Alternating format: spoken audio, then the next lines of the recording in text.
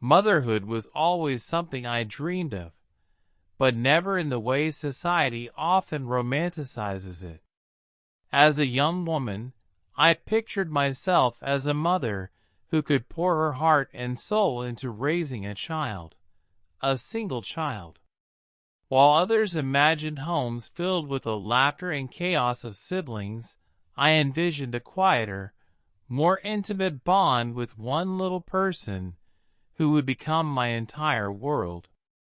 When I married my husband, Daniel, we agreed that we'd start with one child and see how life unfolded.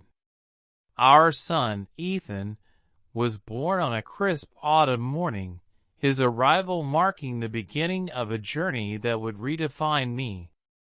From the moment I held him, I felt an overwhelming sense of purpose and love.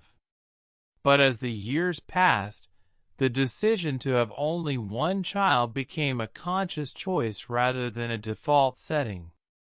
Raising Ethan wasn't without its challenges, but the rewards of being his mother far outweighed the difficulties. I've often heard people say, "You'll regret not giving him a sibling." Or worse, "He'll be spoiled and lonely." These words used to sting, making me question our decision.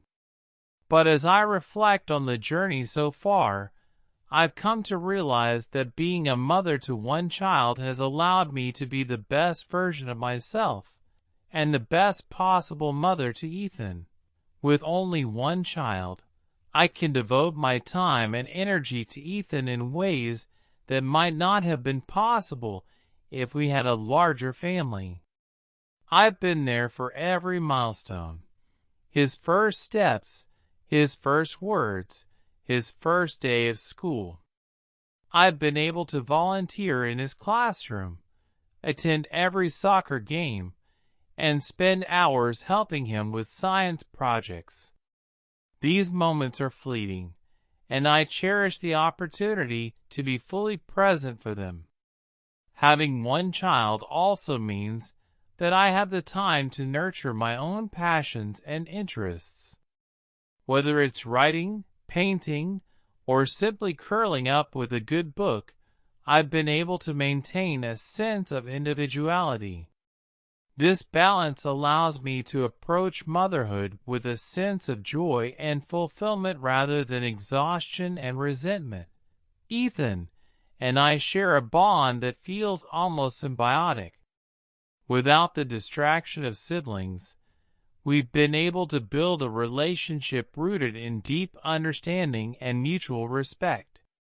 We spend hours talking about everything under the sun, from his favorite video games to his hopes and fears. I've become his confidant, his cheerleader, and his safe space. This one-on-one connection has also allowed me to better understand his unique needs and personality.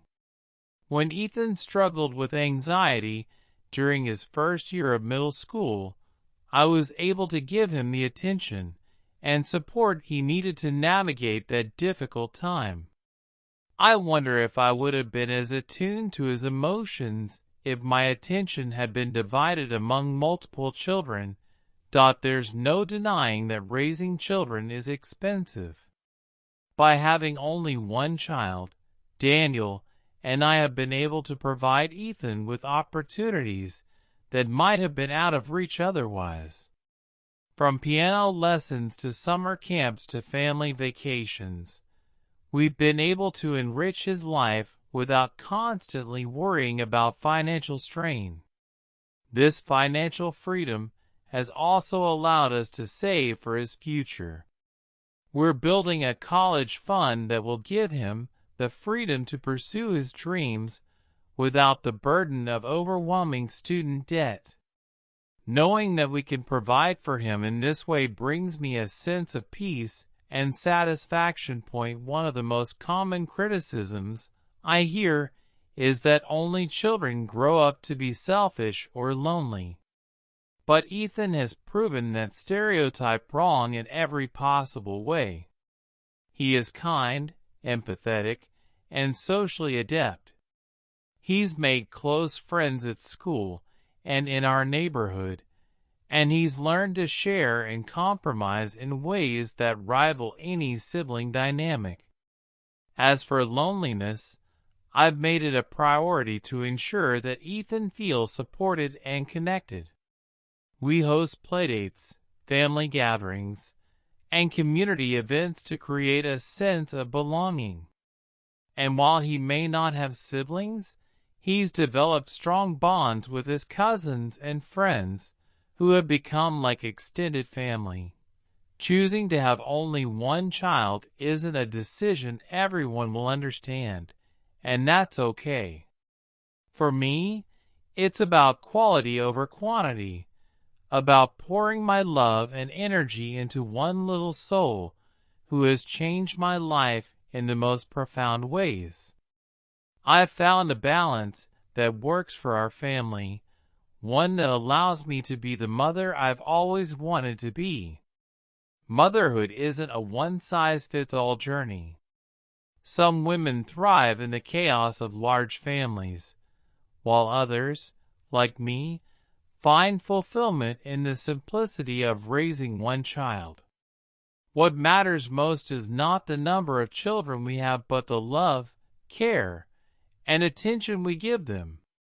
Today, as I watch Ethan grow into a kind and capable young man, I feel a sense of pride and gratitude. I'm a better mother because I only have one child, not because it's the right way, but because it's the right way for me.